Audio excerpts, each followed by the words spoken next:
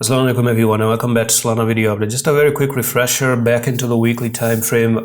This is the potential gameplay and the game plan that I still have. It all starts as the following: the accumulation, reaccumulation. So this is just known as a market cycle, and this was the zone of accumulation right there.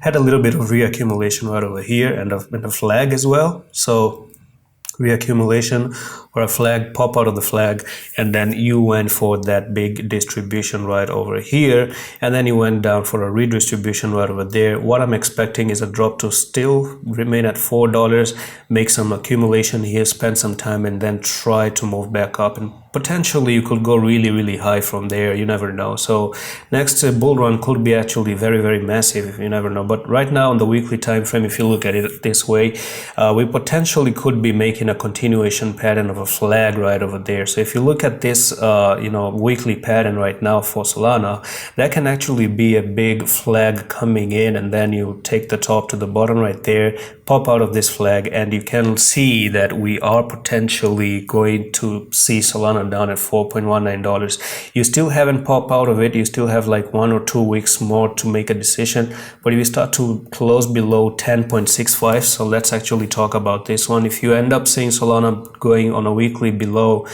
10.9 or 10.9, actually that means the flag is broken, could go a little bit back up to 14 for the retest, and then finally move all the way down to this price target. I don't know about the retest, if it can happen or not, but something like this is also possible, where you have that one big gigantic red candle and then boom, red candle, and all the way down to $4. You just never know. That's pretty much it for this update on Solana right now. I'm gonna see you in the next one. Allah Hafiz.